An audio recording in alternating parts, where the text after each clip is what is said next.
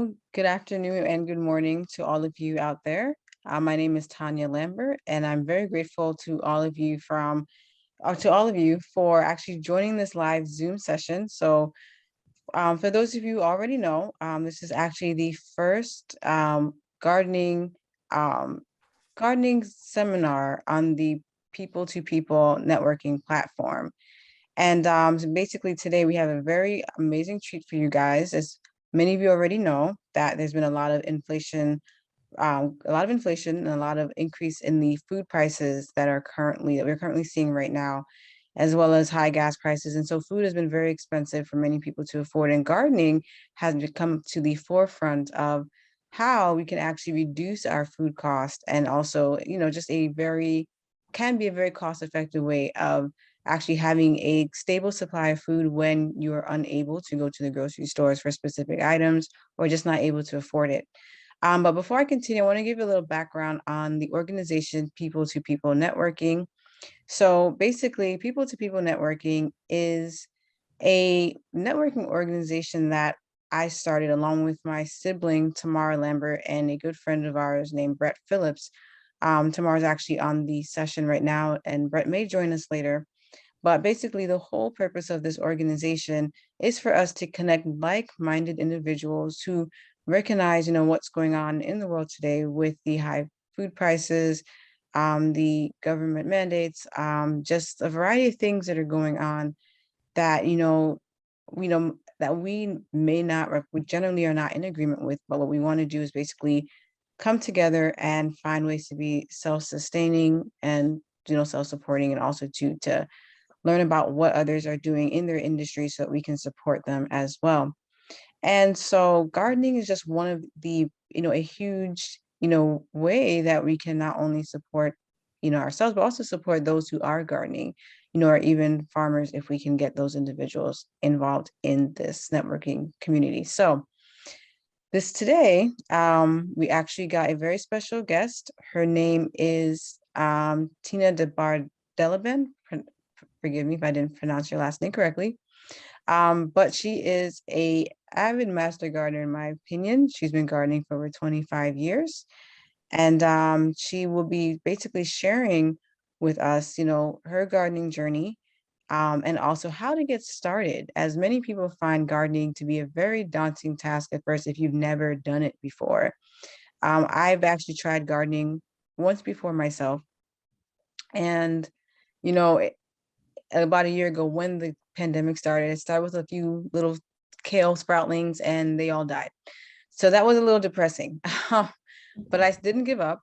I said, I still want to learn how to grow my own food because I see the challenges that are going on right now. So then I decided to, work with a local farmer in Oregon, which is where I'm from.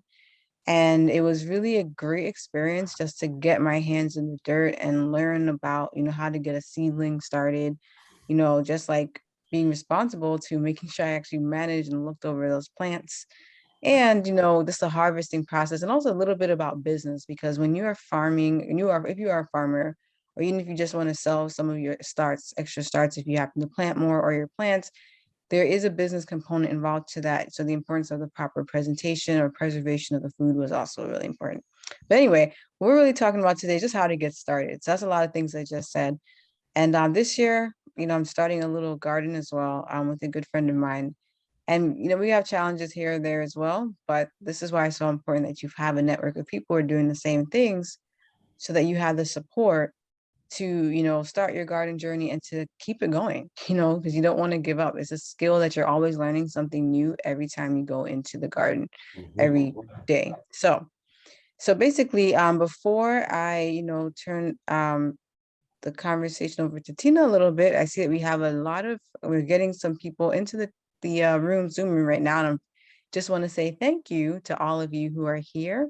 We're truly grateful for your support. But most importantly, we're here to give you a ton of value today. You're here because you want to gain an additional skill. You want to get out and get started confidently, and even if you don't know what's going 100%, you have a group of people you can refer back to, Mhm. if you need additional help. So for all of you who are here, can you all put in the chat. We also want to see if the chat is working as well. Put in the chat what state you are coming from, and let us know. Are there, are you on the East Coast, the West Coast? What state are you coming from? Can you all put that in the chat right now? All right, we have Andrea Hall from Georgia. Thank you, Andrea, for coming today. Who else? Montina as well. Thank you, Montina from Monroe, Georgia. We have Linda from New York. We have the strategy lady from Atlanta, the big ATL. I used to live in Atlanta actually for a little bit when I was doing my medical rotations. We have Tamara Lambert as well, the other co-founder of People to People Networking from Georgia, ATL. And I think Andrea Hall from Lithia Springs, Georgia. Thank you, Thelma from Staten Island. Actually, I'm originally from New York, so I am super happy to have a native New Yorker here. That's awesome. And Arthur is Tina's husband, also located in Georgia. So, and we have some more people coming in the chat. And for myself, I am actually originally from New York, but currently right now I live in Oregon. I'm in Corvallis, Oregon. I kind of like Oregon now. So, so yes. And we have Veronica as well from New Jersey, but she's currently living in Maryland and driving to Virginia. So she's the drive, she's been to a number of different states. That's awesome. Thank you, Veronica, for coming on the chat. In this live. And okay, so it looks like the chat is working very well. Yeah. And so right now, actually, before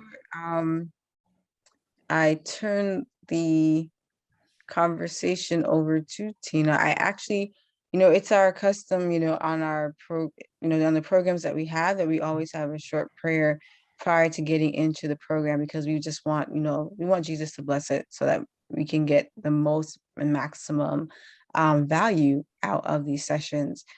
So I'm just going to have a brief prayer.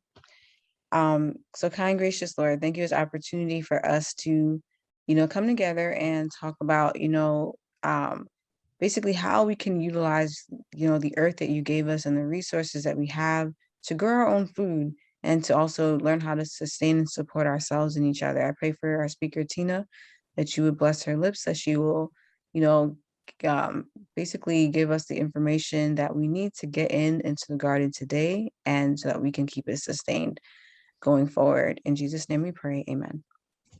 Amen. Wow. Thank you, Tanya.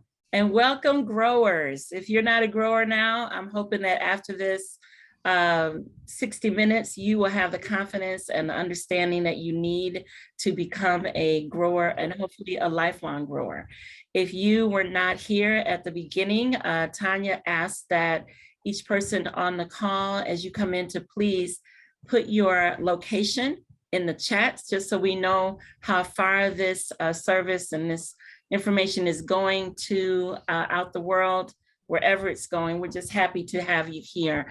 I want to thank Tanya and Tamara and Brett for accepting Your Gardening Journey into their platform, and just giving me a community to start with. I just appreciate that so much.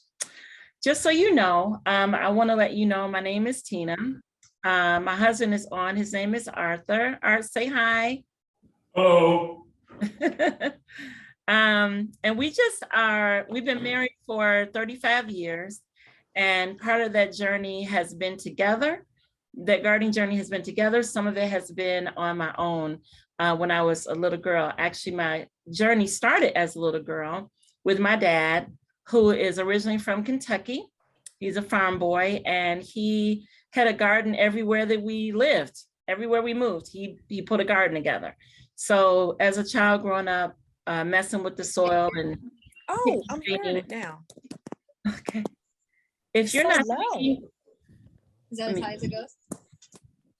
I'm just gonna mute you if you're not muted, if you don't mind, so I can keep moving. But welcome, thanks for being on. So I just want to let you know that my gardening journey started when I was a child. And as I grew into an adulthood, it kind of picked up when I had children every Mother's Day, the goal was to get mommy's garden in the ground by Mother's Day. Growing up in Ohio and living in Ohio for over 50 years, it was really a challenge. But as we have moved to Georgia, the challenge has changed a little bit because the climate is different, the ground is different. There's a lot of things that are different. So I'm still on that journey, and I'm so excited to be taking you growers on the journey with me and with my husband, and for you allowing me to be a part of your gardening journey. So I just wanted to let you know that we are going to, I'm going to ask a question, and we're going to use the chat. So whatever comes into your mind once I ask this question, just type it in the chat. When you think about gardening, what's the first benefit that you can think of that comes into your head? Just type it in the chat, and my friend Tanya will read those off as we go along. Just the first thing that comes into your mind, how do you benefit from doing your own, growing your own food?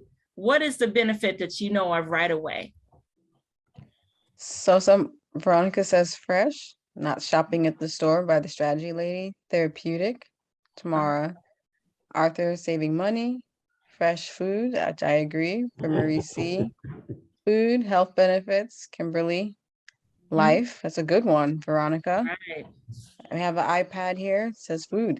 The most common Okay. answer. Ooh. Linda, I like this one, tranquility. So yes, Linda. peace. Yes, my happy place is my garden, definitely. Staying away from GMOs. All right. Yes, Brett. that's a good one. Yes, yes, absolutely. Any others? Healthy eating, Arthur.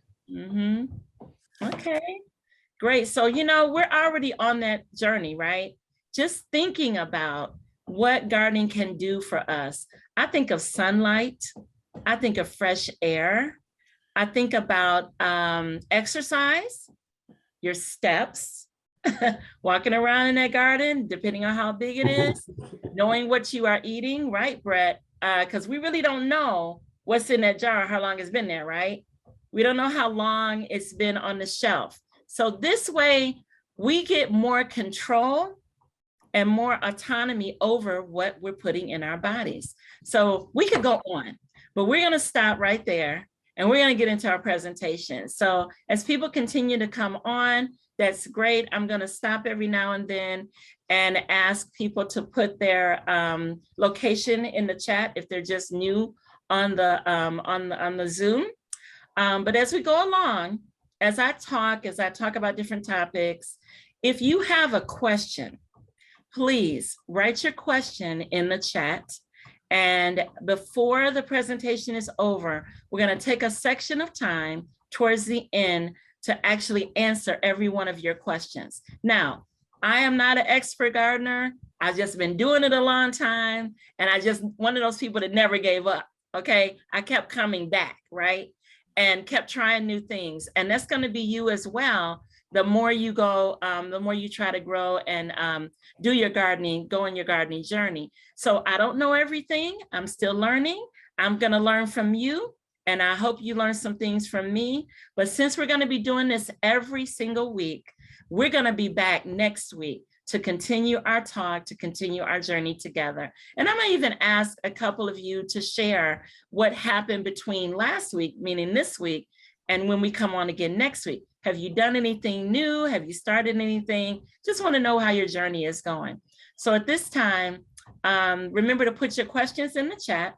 Towards the end of the presentation, we're going to stop, and then we're going to go and take questions just before we do our announcements and end the call with prayer. Okay, so let's get started. I'm going to share my screen.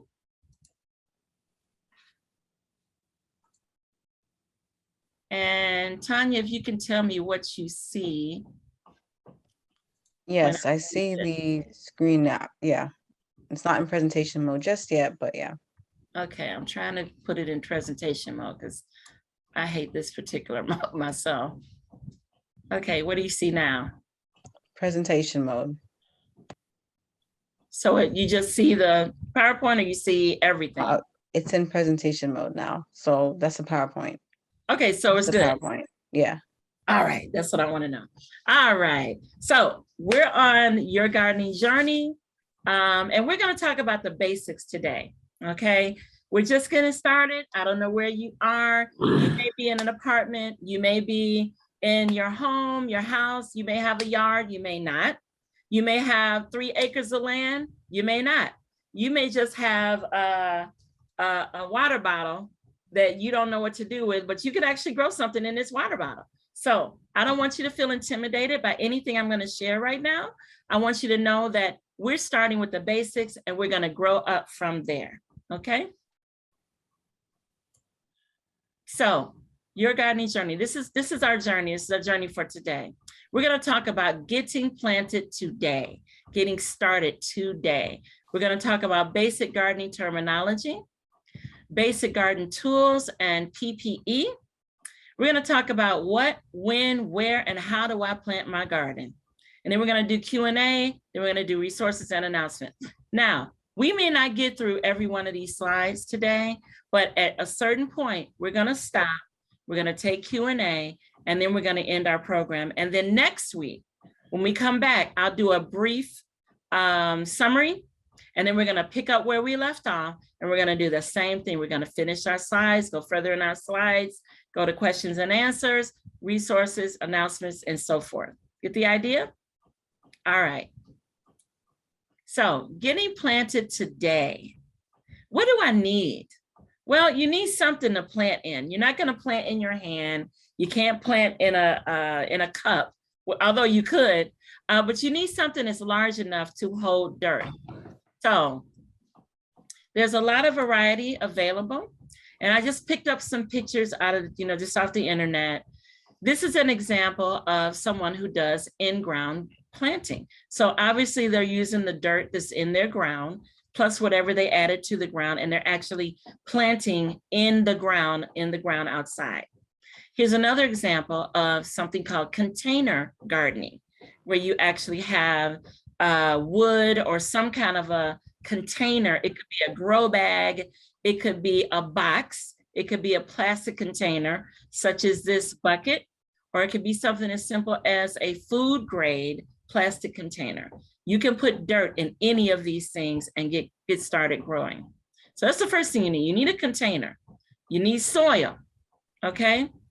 You also need seeds or seedlings, okay? Seedlings are what we call the beginnings of the plant. It's the young plant. It's not the seed, it's now the plant. It's about, 2, 3, 4, 5, 6 inches is what you see at Walmart, Lowe's, Home Depot that they sell on the shelf that you can take home and put in the ground. So those are seedlings, or you may want to start with actual seeds. The other thing you're going to need is a shovel or a trowel or something to move the dirt around, whether you're doing it inside or in the ground or in a bucket or wherever. You're going to need something to hold that dirt in. Of course, you could use your hands, but it's a lot easier to use some kind of an instrument. And then, of course, you need water and you're going to need sunlight, some kind of light. Okay, so that's what you need, basic. If you have these, 6 things, you can get started growing now. Tomorrow, today, you can get started growing right now, today. Now, basic garden terminology. What are we talking about? What is fruit? What do people mean when they say fruit? I planted a seed. I have cucumber now. Well, cucumber is considered the fruit. If you planted a seed or a plant and all of a sudden, after so many weeks or months, you have broccoli now. Well, your broccoli is the fruit. So whatever your aim was, your goal to grow and to eat, that's considered your fruit. Okay. Hardening off, that's a process of preparing your seedlings for being outside and in the ground. That's a process. In-ground bed, we talked about that. Raised bed is the same as what I mentioned right here. This is considered a raised bed, whether it's surrounded by wood, or I have some raised bed gardens that are surrounded by cement blocks. That's another way that you can build raised beds. Let me go back. Here we go. So raised beds. Seedlings, we talked about that. Those are young plants. Soil amending, what is that? Well, we learned about soil amending when we moved to Georgia and started a garden here in Georgia. As you may know, Georgia has a lot of red, clayey, clumpy dirt, natural dirt. Not that that dirt is not fortified with minerals, not that it's not good for growing as far as nutrients, but it's not very amenable to young seedlings and young plants in their roots. So one of the things that soil amending involves is adding substances to the soil so that that soil has a better ability to grow plants in. It could be something as simple as sand that you want to add to your dirt. It could be something as simple as lime that you add to your dirt. Or you may just want to say, you know what, I'm just going to buy some dirt from Lowe's or Home Depot and add that. Martina. I don't mean to interrupt you. So I'm hearing that these, well, I can see your main slide, and then the next slide coming up. Is it possible to put the presentation in a mode that only shows the slide that you're discussing? Right, that's exactly what I want to do. So let me share again. I stopped the share, and I'm going to go to this one. Oh, no, not that one. This one, that's what I want. Thanks for telling me that. Is that better? All right, thank you guys. Great, stop me because I can go on and on. I love talking about gardening and I will not stop unless you stop me. So soil amending, we are bringing our soil up to the level that we want it to be so that it can better feed the plants that we put in the soil. Whether that's, like I said, cow manure or lime or perlite, or it could be anything. You could even put your kitchen scraps in your soil, and that will amend your soil and make it better amicable for growing plants. So we're going to talk about all of these things as we continue on our journey. Soil pH is basically the level of nutrients in your soil. Georgia has, and most states and counties have soil testing sites where you can take samples of your in-ground soil and actually take that to the testing site, and they will test your soil for you and let you know what nutrients your soil needs to better grow your plants. So soil pH is one thing that goes along with soil testing. Succession planting, what is that? Well, succession means if I put in tomatoes today, I may wait 2 weeks, put in some more tomatoes, and then wait another 2 weeks, put in some more tomatoes. What's going to happen? The tomatoes I put in first are going to grow up first. They're going to fruit first. The second set that I put in, they're going to grow up a little bit later. And then the next one, they're going to grow up a little bit later. So what that does is it gives me the ability to harvest tomatoes throughout the season at different levels. So succession planting is actually growing your food longer and at different stages of the fruiting for the plants. Okay. Then we have bolting. What is bolting? Bolting is when your plant grows up and begins to flower. Most seeds that are heirloom seeds, they not only produce fruit, but they grow up and they produce seeds. So you can use those seeds in the future by picking them, drying them, saving them, and then planting those seeds and getting more of the same plant. So bolting is when your fruit or your plant grows to the point where it actually produces its own seed. Am I going too fast? Okay. Okay. So frost dates, we're going to talk about frost dates a little later in our presentation. There is a spring frost date and there's a fall frost date, and we're going to talk about that. So we're going to address that a little later on, but they are important. Frost dates are important. Frost can actually kill or help your plants. There are some plants that do very well with frost, and there's other plants that frost actually kills them. So it's important that you know which plants or what family of vegetables and plants grow well in frost or around the frost dates and which ones do not. So we're going to talk about that more. Germination is just when your seed starts to sprout and become a plant. That's all that is. Every seed, every vegetable has a different germination rate, meaning when it will actually turn into a plant or when it sprouts. So beans tend to sprout a lot quicker than, say, green peppers or pepper seeds. So germination times and rates are different for different particular vegetables. And those are important things to know as well, depending on what you want to grow. Planting zone, that's something that the United States Department of Agriculture has divided the US into. I forget how many zones there are, but we'll look at that a little later on. But it's important, I think, to know what planting zone you're in. If you live in Oregon, your planting zone is going to be different than those in Florida. And because of your planting zone, there's certain plants that do well in your particular planting zone at certain times of the year. Just like in Oregon or in California or in Washington State, they may be able to grow different plants at different times of the year than we can in Georgia.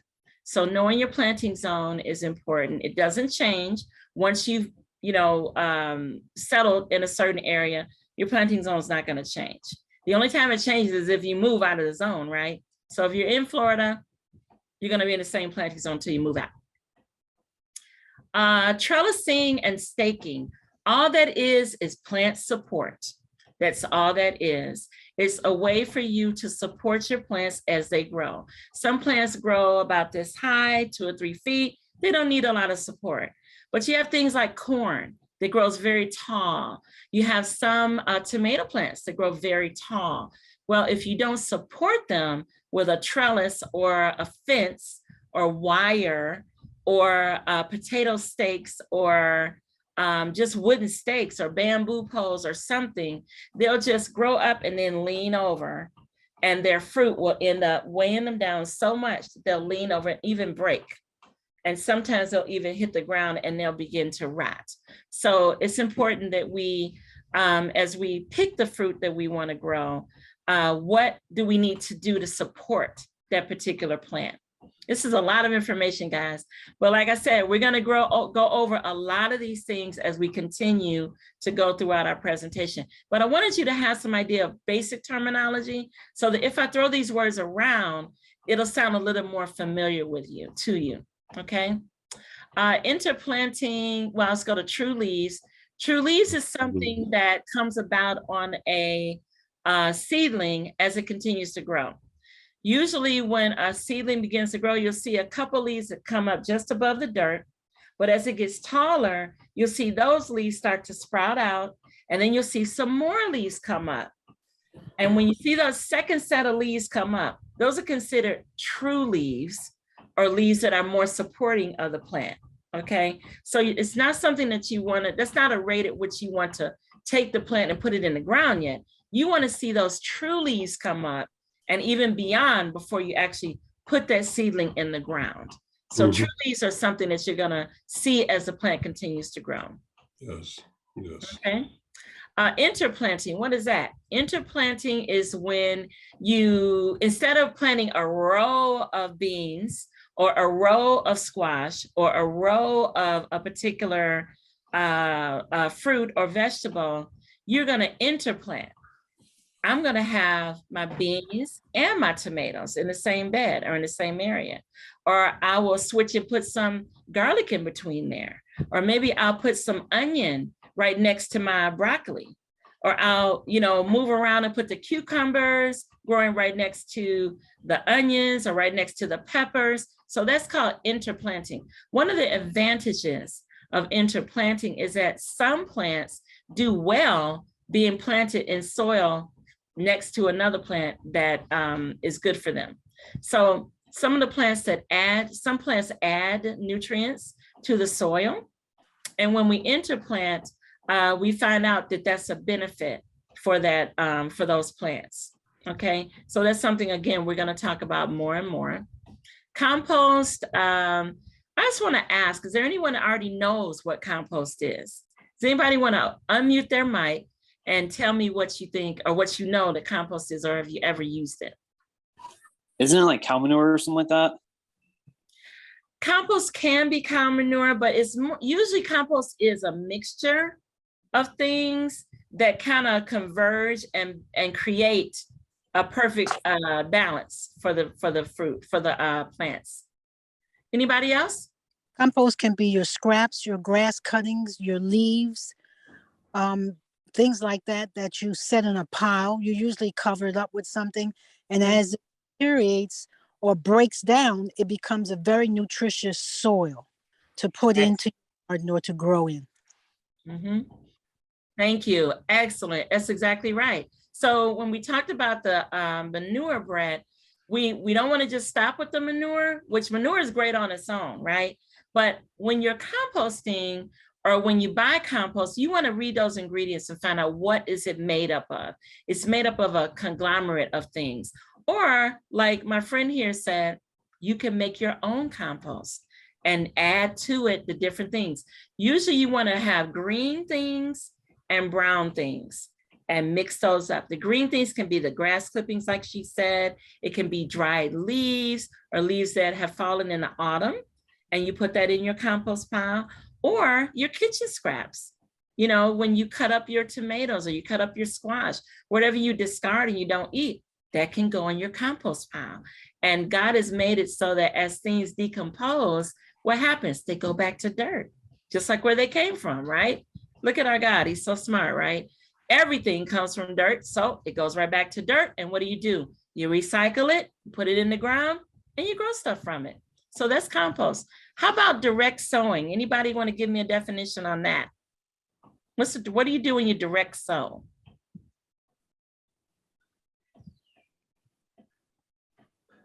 Okay, anybody? You put the seeds directly in the ground like the farmers do when they're planting corn.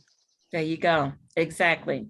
Exactly. As opposed to taking a seedling and putting that small baby plant in the ground, where you kind of gain a little time with that. The seedling's already grown up from the seed. You either bought it or you did it in the house. And now you're sowing your seedlings into the ground as opposed to putting the seeds directly into the ground. Thank you so much. Heirloom, we talked a little bit about that. There are seeds that are heirloom. They do not, produce and then that's it. And the seeds don't do any good for you. They actually can be replanted, saved, preserved, and then planted again, planted another season, which is a great way to go. Those are the only kind of seeds I buy. Kitchen scraps, we talked about that. Thanks to our friend there. Mulching and dressing. Anybody want to take that one?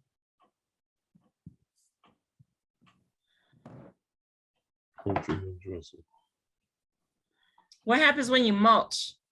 What do you do? What is that? What do you do? I think you use something to cover the soil so that it retains moisture. Absolutely. You got it. You got it. See, I love that we're learning here from each other. We want to preserve everything we do, right? We don't want to waste a minute or one single bit of energy in our garden or in our planting journey. So when we cover that soil, we're actually preserving the moisture that's in the soil, protecting it from the sun, from the rain, the rain is not really protecting it, but it actually retains the water that the rain gives the soil, but it protects the soil from drying up from the sun's rays, right, or from wind, actually, even. And it provides a protection against pests, against bugs that come up directly from the ground. If you have that covering, it's a few inches deep, it protects the soil, protects the plants, so that even if the plant hits the ground, it's not going to be totally devoured by bugs immediately. It protects it from that. Okay, root vegetables. I'm not sure why I have that on there, but root vegetables are just vegetables that grow in the ground. You'll see the tops of them, like carrots. You'll see the leaves up here, but the carrot is actually down here. So that's a root vegetable. Can anybody else tell me what else a root vegetable could be? Tops up here, vegetable under the ground. What else is an example of a root vegetable? Onions and garlic. Onions, garlic. Potatoes. beets, Potatoes, absolutely. beets and turnips. Beets, yep, you got it. Turnips, Carrots. yep, yep. Radishes. And what I learned this year is that many of our root vegetables, you can eat the tops. I didn't know that I could eat radish leaves until this year. Yeah, We I didn't either. decided, yeah, exactly. We're like, wow, those radish leaves are so beautiful. I don't want to just throw them away. So I Googled it. You can eat the radish leaves. So we ate radish leaves for salad this spring, which was really great. So many of our root vegetables, not only can you eat the bottoms like turnips, you can eat the tops. Carrots too, you can eat the tops. You can dry them. You can dry the carrot tops. Look at that. I didn't know that either, Linda. Thank you. So seedlings, we talked about that. I think I have this on here twice. I'll take that off. And then companion planting. Again, this year, I learned more about companion planting. My dad did this for years. I didn't know what he was doing, but I understand now. He would actually plant marigolds and other flowers along with our vegetable garden in the same soil. And I didn't understand that, but I understand now that it actually helps avoid some pests and bugs from getting to my vegetables. Interplanting with herbs is another one. We talked about garlic in our soil along with our green beans or whatever else that we're planting. So companion planting and finding out what plants do well together. We can do that as well. So those are just some of our basic garden terminology. And again, if you have any questions, please put your questions in the chat and we will address those in just a little bit of time here. So let's move on to our next slide. Basic garden tools. I'm so glad we got to this one. We don't have a lot of time, but I want to talk about this a little bit. Hand tools. These are things that I have that, and I make this basis list on my gardening journey. Your list may look different than this. I've got on here hand tools. You can read that. Shears or scissors for just, harvesting, cutting off dead pieces of your plant. You want to be able to cut that off. Spade, shovel, a garden hoe, a garden fork for just moving big chunks of soil, big chunks of hay or things like that. Rakes, there's a hard rake and there's a leaf rake. Hard rakes are really helpful in leveling out dirt and different things like that. Raking up things that are much more difficult. I learned this year that I could use my pine needles and my pine cones in my garden. I didn't know that. I was going and buying things instead of using what was on my property. And so my hard rake helped me with that a great deal, and just gathering those pine needles and those pine cones. You need a watering can. You definitely need something that you can move water around portably, easily. A wheelbarrow is helpful when you're moving loads of stuff, where there's dirt or straw or whatever the case may be. A garden hose with an adjustable nozzle or watering rod where you can reach out and water parts of your garden that you can't reach directly, but the wand actually reaches further than your hose. So that's been very helpful for me this year. And a large knife or hand axe or machete. When I go to garden, I take my machete with me every single time because I need it. I never know when I'm going to run across a snake either. So I take that with me and I'm ready handy with. I'm so scared of them that I would kill them. So I take my machete with me every time I go out to garden. Okay. Can I ask if anyone else have any other tools that they use in the garden? Just tell me, shout it out, other than what's on here.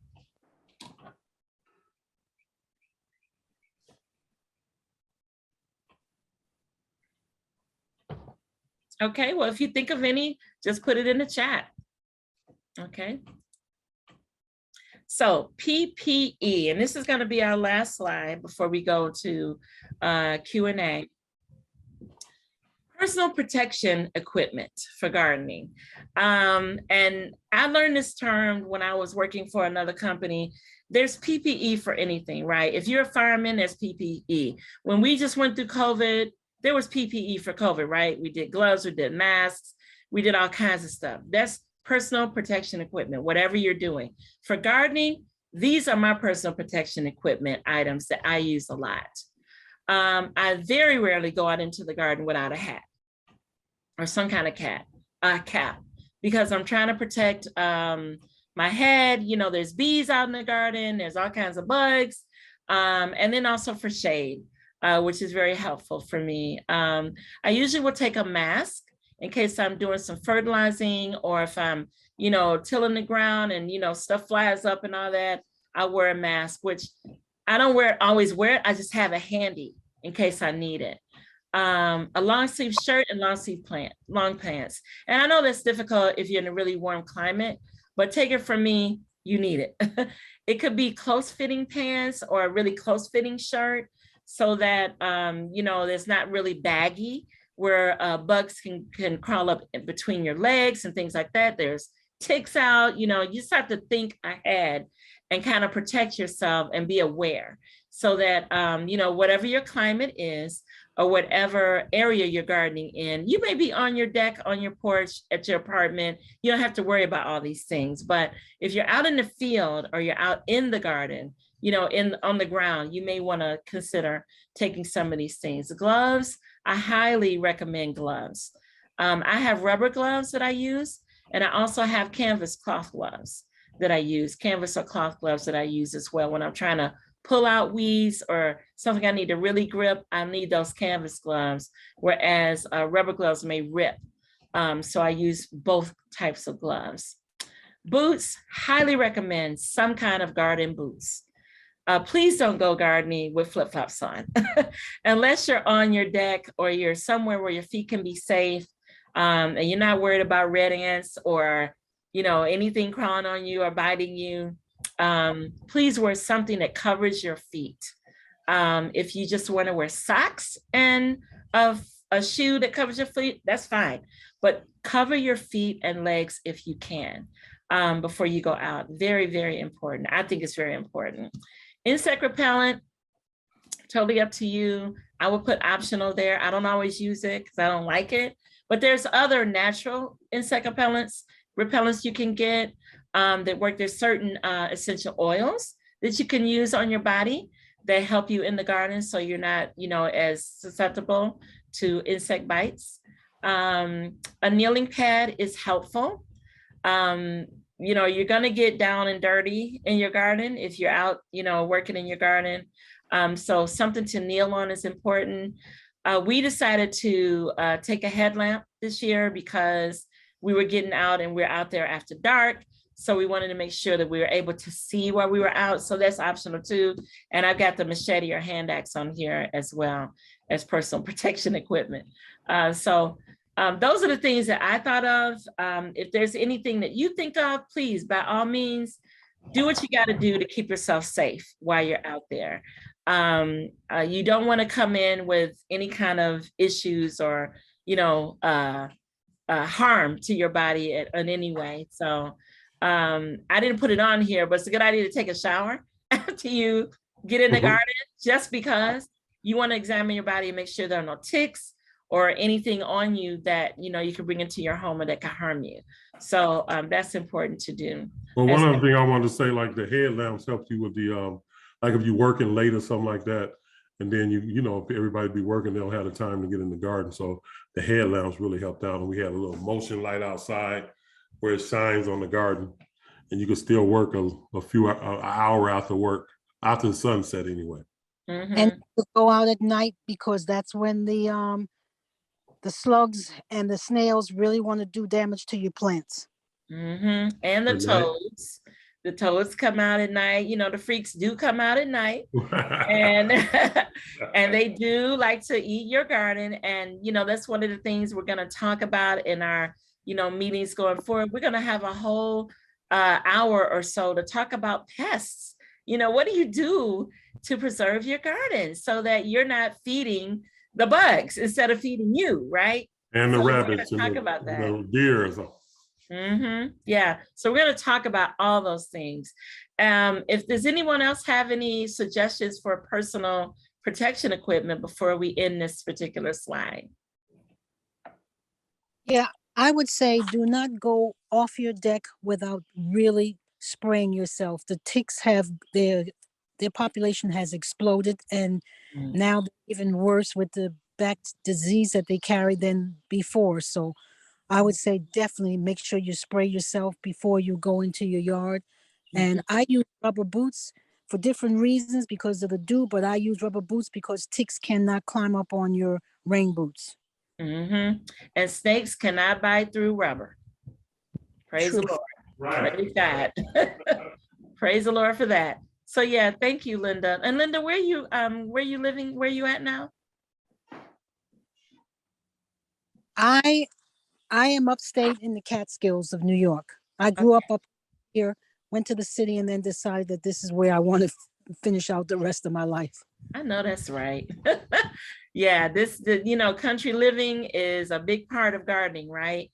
So, yeah, definitely. She's totally right. You definitely want to protect yourself, and those rubber boots are a godsend. Thank God for that. So we're going to end it here, ladies and gents, and we're going to get into our Q&A. I'm going to stop the share because we have about 13 minutes left to our session here. And I just wanted to know, what do we have in our chat in terms of questions, Tanya? You're muted. Yes. So we do have several questions. Okay. And I will start from the top. The first one is actually from Veronica, who's I believe she's in Maryland right now. And she actually got some heirloom tomatoes from the Mennonite community, I believe. But anyway, she wants to know how to get her tomatoes to thrive in a city environment. She has 2 types of Brandywine tomatoes and 1 Cherokee. She just kind of wants some advice on that.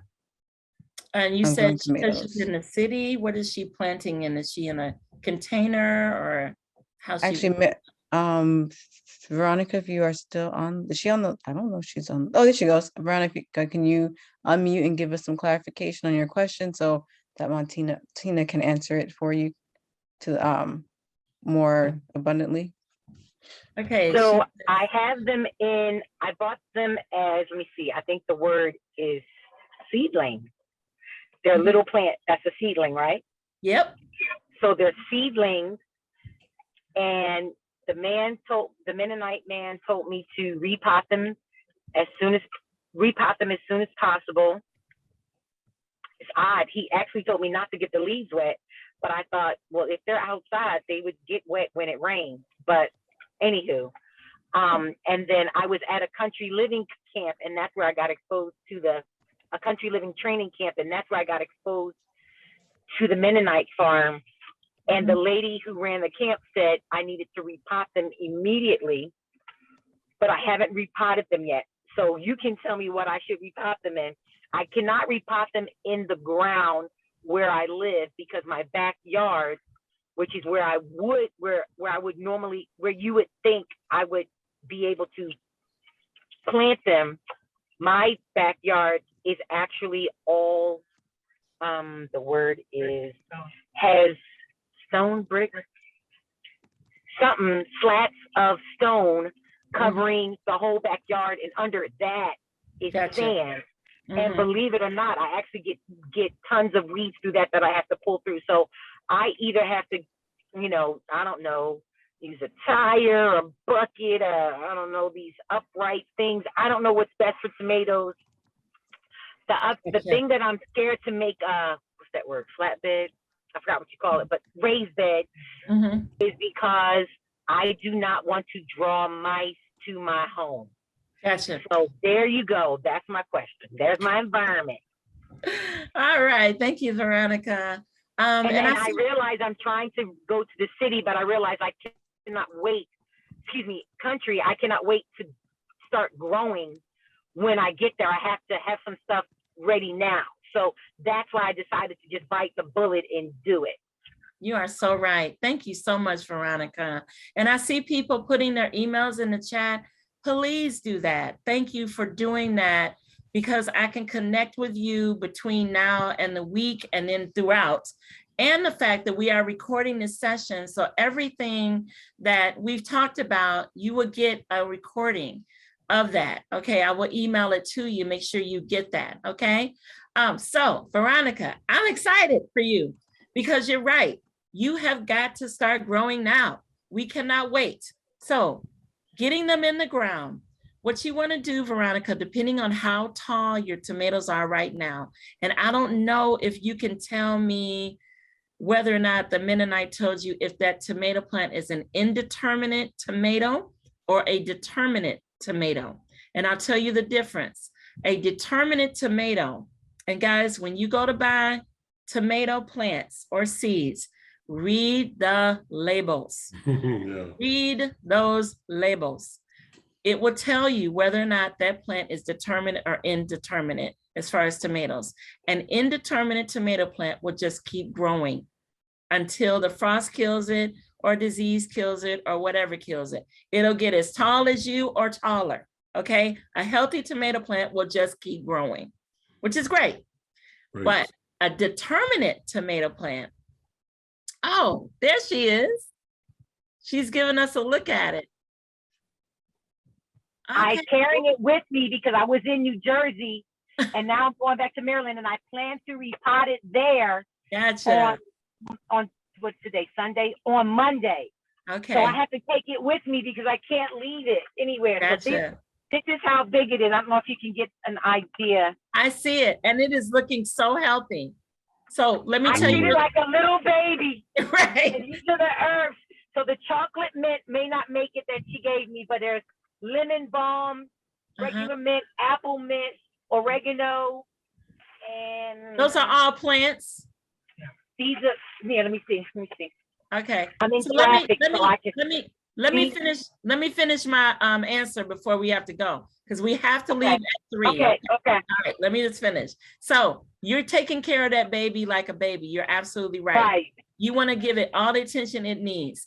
But what I want you to know is you want to select a pot for that tomato plant that's as big or bigger than the height of that tomato. In other words, the root ball of that tomato plant is going to continue to grow. You don't want to put it in a pot that's going to outgrow that pot so fast that you're going to end up having to repot it again.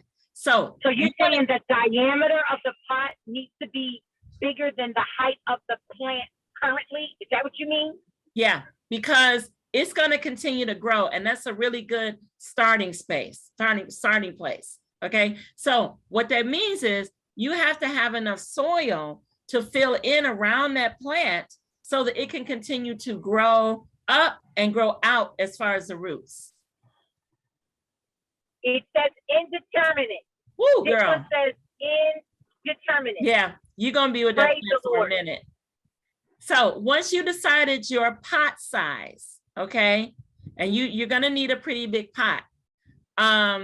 You're going to need the soil to fill in around that root ball so that it continue to expand and grow and all that.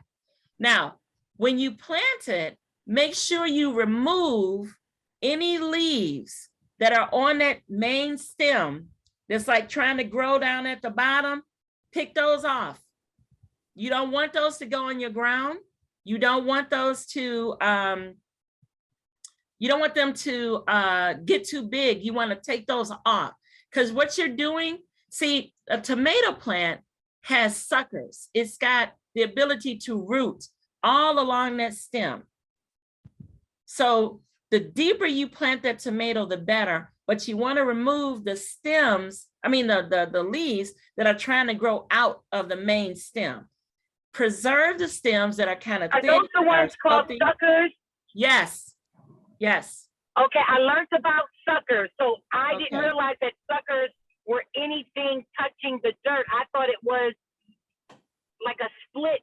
It's like she described what it looked like, but you're saying anything that's touching the dirt when I go to plant it, take that off as well. Yeah. Now don't take off the big ones. Like the main ones. But if you see some little ones trying to come on, take those off. Okay. And also the suckers in between, the ones they told you about, they're right. Take those out. You don't want anything growing in between your plant. Exactly. You don't want Right. those. That's too Yes, much. That takes away from the main stalk. Because see, this is the goal. The goal is to Pardon me, give Tina. the plant. Sorry. Sorry, we just have probably 5 minutes left. I Okay. don't, maybe I a know, little these more questions- time. I just want to finish. And other questions too. Okay. The main point is when you're growing vegetables, you want to let as much energy for that plant to go to the main purpose of that plant as you can. When it has all these little suckers and stuff growing, that's not putting energy where the main plant is. And a tomato plant would just go like crazy and go, really wide. So I just came in from outside cutting off branches of my tomato plants. It's not going to kill it. It's very healthy. It's going to continue to grow, and it's actually going to encourage it to continue to grow. So make sure that you get a big enough pot, make sure you get enough soil, make sure you cut off those parts of the tomato plant that's trying to grow like underneath the main part, cut those off because you don't need those. And plant that tomato plant as deep as you can where those, the branches are not touching the soil. Now, he was right in telling you don't let the leaves get wet. Now, I understand that when it rains, they're gonna get wet, that's fine. But when you water your plant, when you water your tomato plant, water the roots. Do not pour water from the top of the plant and let it drip down. Pour water in that ground where the roots are when you're watering it, okay? Okay, we have other questions. All right, we have 3 minutes and I have some announcements. So I think what we're gonna have to do is take one more question and then I'll have to go to announcements and we'll have to table those questions until the next meeting and we'll start with those questions. Is that fair? Thank you. Yes. Okay, we have, let's take one more question. Well, I think, and I don't want to skip any questions, but one I thought that was really good. What are the easiest plants to grow in Georgia and where can you get your soil tested? Okay. The easiest plants to plant and to grow in Georgia. Georgia, you can grow just about anything. It's more about the timing that you put your plants in the ground, and it's about your soil. Okay, so the second question about getting your soil tested is probably more important right now because we're already in the growing season. It's warm enough. You can direct sow just about anything right now. Right now, you want to be careful of growing things that do better in cooler weather than in summer weather. Like you don't want to, grow things like broccoli. Well, you can grow broccoli, but things like cabbage, what they call the brassicas. Those are better later in the year because they'll tolerate cooler weather better. Doesn't mean you can't grow any of them, but it just means they'll tolerate cooler weather better and they'll be able to be in the ground longer if you plant them a little later in the summer. So the soil testing, I think it's the Georgia, what's it called? University of Georgia has branches. So all you have to do is Google your area and do soil testing. Just Google soil testing in your area. I know for me, there's a branch here in Walton County that tests your soil.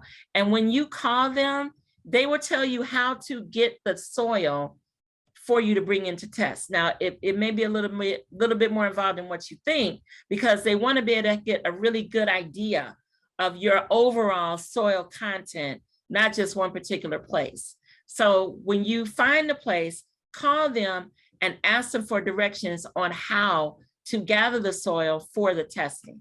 So don't just think you can just go grab soil and just go. They're going to tell you how to grab that soil so that it can be tested. Okay, that's 3.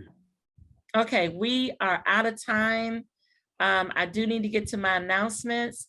Let me just get through here. Can you answer any questions through email or?